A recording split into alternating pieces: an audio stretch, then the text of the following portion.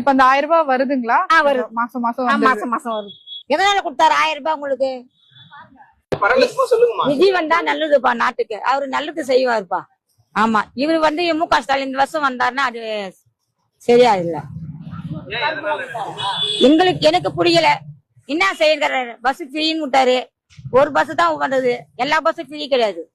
அதுல ஒரு 100ல 1 தான் அது. விஜய் வந்தா என்ன மாற்றத்தை நீங்க எதிர்பார்க்கறீங்க? அவரு நாட்டுக்கு நல்லது எல்லாருக்கும் செய்வாரு. ஒரு வாட்டி அவர் வரட்டுமே, என்ன செய்யறாருன்னு பாக்குவாங்க. உங்க ஓட்டு விஜய்க்கு தான்? ஆமா, விஜய்க்கு தான் இந்த வாட்டி. நாங்க வந்து ரெட்டலை சின்னதுல இருந்து ரெட்டலைக்கு தான் போட்டு இருந்தேன் ஓட்டு. இப்ப வந்து இந்த வருஷம் வந்து அவருக்கு ஒரு வாட்டி ஒரு வாய்ப்பு கொடுக்கலன்னா அவருக்கு ஓட்டு போட்டுறாங்க. எங்க வீட்டுல ஒரு 4 ஓட்டு. இந்த வாட்டி ஜெயிச்சாருன்னா நல்லது எப்படி நான் பாக்குறான்னு பார்த்தோம். இந்த பொங்கல் வந்தது என்ன கொடுத்தாரு? ஜெயலலிதா கட்சியில 2000 கொடுத்திருந்தாங்க.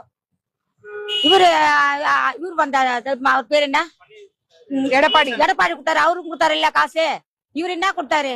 வெறும் 3 அரிசியா நம்ம சர்க்கரையும் கொடுத்து அமைச்சாரு. ரேஷன் காயில 3 துண்டு கரும்பு. அதுக்குதான் சொல்றது நான். நீ எப்போது? ஆமா, அவரே பரவாயில்ல நான் எனக்கு தோணுது.